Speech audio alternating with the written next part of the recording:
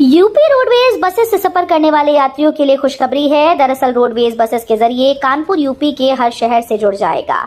UP roadways Kanpur reason के बेड़े में 81 नई बसेस 15 अगस्त तक बेड़े में शामिल हो जाएंगी।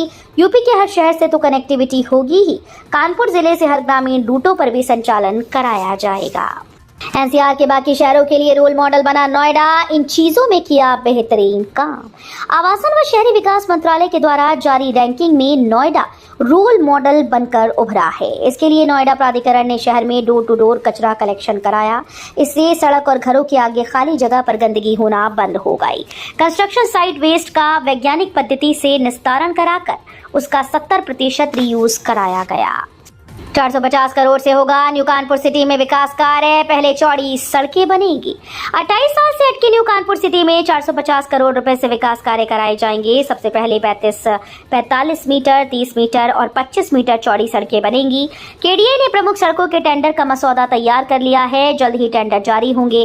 15 अगस्त को शिलान्यास कराने की तैयारियां भी शुरू कर दी गई हैं। केडीए ने कल्याणपुर मेट्रो स्टेशन से सिंहपुर और सिंहपुर से मैनावती मार्ग की तरफ 153 हेक्टेयर जमीन पर न्यू कानपुर सिटी योजना विकसित करने की तैयारियां तेज कर दी।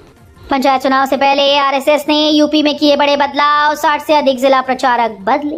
राष्ट्रीय स्वयंसेवक संघ ने यूपी में 60 से अधिक जिला प्रचारकों के पदों में फेरबदल करते हुए बड़े संगठनात्मक बदलाव किए हैं।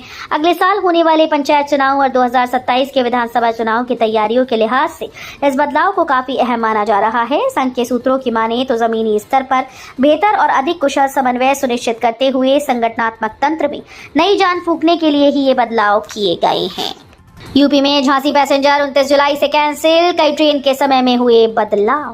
कानपुर लखनऊ रेलखंड पर स्थित जैतीपुर स्टेशन पर नॉन इंटरलॉकिंग कार्य के चलते 2 ट्रेन निरस्त रहेंगी। तो 29 जुलाई से 2 अगस्त तक स्वर्ण शताब्दी एक्सप्रेस 20 मिनट कानपुर स्टेशन पर अतिरिक्त समय रुककर चलाई जाएंगी। इसके अलावा 10 अन्य ट्रेन भी आधा से सवा घंटे रोककर कानपुर या अन्य स्टेशन पर रोककर चलाई जाएंगी। अलग अलग तिथियों में कई ट्रेन का स्टॉपेज इस कार्य अवधि में जैतीपुर स्टेशन पर नहीं होगा। काशी की सड़कों पर मीट मांस की खुली बिक्री, योगी के दौरे में फेल हुआ निगम का सिस्टम। उत्तर प्रदेश के धार्मिक नगरी वाराणसी में सावन के महीने में मीट मांस की बिक्री पर सख्त प्रतिबंध लागू है। नगर निगम ने बाकायदा निर्णय लेते हुए पूरे सावन माह में नगर निगम सीमा में मीट, मछली और मुर्गे की दुकानों को बंद रखने का प्रस्ताव पास किया और इसका पालन कराने के लिए पशु चिकित्सा अधिकारी को निर्देश भी जारी किए। उद्देश्य था बाबा विश्वनाथ मंदिर समेत तमाम प्रमुख शिवालयों की गरिमा को बनाए रखना और लाखों श्रद्धालुओं व कांवड़ियों की धार्मिक भावनाओं को ठेस ना पहुंचे। दशरथ पथ का स्वरूप निखारेंगी 15 हस्त और 15 शस्त्र मुद्राएं। डिवाइडर पर बनेंगे 6 फीट ऊंचे 30 पिलर। रामनगरी अयोध्या में दशरथ पथ के स्वरूप को निखारने में 15 हस्त और 15 शस्त्र मुद्राएं अपना योगदान देंगी। इस पथ के डिवाइडर पर 6 फीट ऊंचे 30 पिलर बनाए जाएंगे। पिलर पर हस्त और शस्त्र मुद्रा की स्थापना की जाएगी। इस मार्ग से गुजरने वाले राहगीरों के लिए ये मुद्राएं आकर्षण का केंद्र होंगी। कानपुर के जीएसवीएम में रोबोट करेंगे स्पाइन से जुड़ी सर्जरी, मरीजों को कम समय में मिलेगा आराम। कानपुर के जीएसवीएम मेडिकल कॉलेज से संबद्ध सुपर स्पेशलिटी हॉस्पिटल के न्यूरो साइंस विभाग में अब स्पाइन सर्जरी रोबोट की मदद से की जाएगी। सीएसआर फंड से 30 करोड़ रुपए से अधिक की राशि स्वीकृत की गई। एक प्रतिष्ठित कंपनी यहां एडवांस्ड स्पाइन सर्जरी सेंटर स्थापित कर रही है। अस्पताल प्रभारी डॉक्टर मनीष सिंह के अनुसार पहले की सर्जरी में जोखिम और दर्द की आशंका रहती थी, लेकिन अब रोबोटिक तकनीक से सटीकता और सुरक्षा दोनों सुनिश्चित होंगी। डीएम के आदेश पर 3 विभागों ने मारा छापा, 4 को थमाया नोटिस, बाकी दुकानदारों में हड़कंप। किसानों को सही उर्वरक, खाद व बीज की उपलब्धता कराने जिलाधिकारी मनीष कुमार वर्मा के निर्देश पर संयुक्त टीम ने कृषि दुकानों का निरीक्षण किया। इस दौरान 7 दुकानों से उर्वरकों के नमूने भरे और गड़बड़ी मिलने पर 4 दुकानदारों को नोटिस जारी किया गया। उप कृषि निदेशक की टीम ने तहसील जेवर, जिला कृषि अधिकारी और अपर जिला कृषि अधिकारी की टीम ने 28 प्रतिष्ठानों पर छापेमारी कर उर्वरक की उपलब्धता, मूल्य, वितरण और टैगिंग की स्थिति जांची। लखनऊ में कोटेदारों का हंगामा, मांगों को लेकर हजरतगंज रोड जाम किया।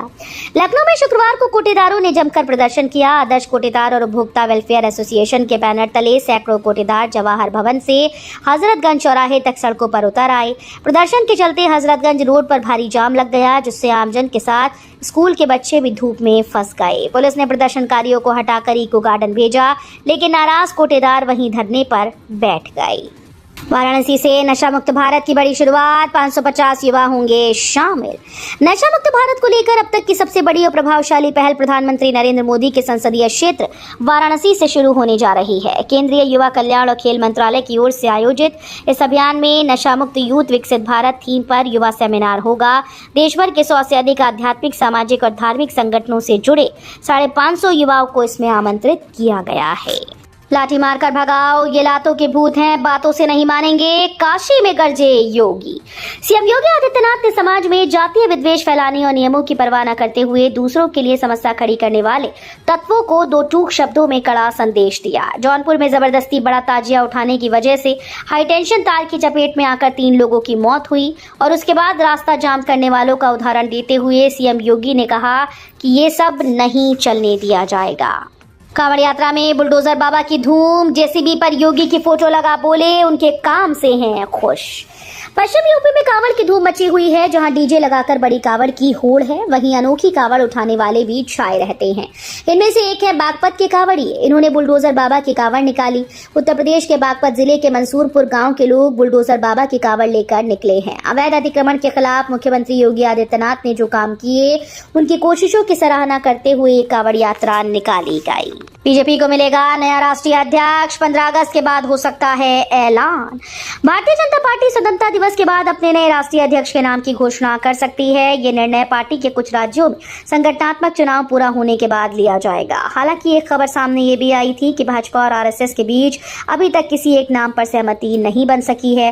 पार्टी के वैचारिक मार्गदर्शक राष्ट्रीय स्वयंसेवक संघ ने भाजपा नेतृत्व को सुझाव दिया कि ऐसा उम्मीदवार चुना जाए जिसे संगठनात्मक अनुभव हो और जिसकी पार्टी के भीतर निष्पक्ष छवि हो। आगरा में बलकेश्वर महादेव मेले को लेकर ट्रैफिक प्लान जारी, 20 जुलाई शाम से कई मार्गों पर नो एंट्री। सावन के दूसरे सोमवार को आगरा के बलकेश्वर महादेव मंदिर में लगने वाले मेले और ऐतिहासिक परिक्रमा को लेकर यातायात व्यवस्था में बड़ा बदलाव किया गया है। 20 जुलाई की शाम 4 बजे से नो एंट्री और रूट डायवर्जन की व्यवस्था लागू होगी, जो सोमवार रात तक जारी रहेगी। आगरा पुलिस कमिश्नर दीपक कुमार के अनुसार श्रद्धालुओं की भीड़ और सुरक्षा को ध्यान में रखते हुए बाहरी और आंतरिक यातायात व्यवस्था में बदलाव किया गया है।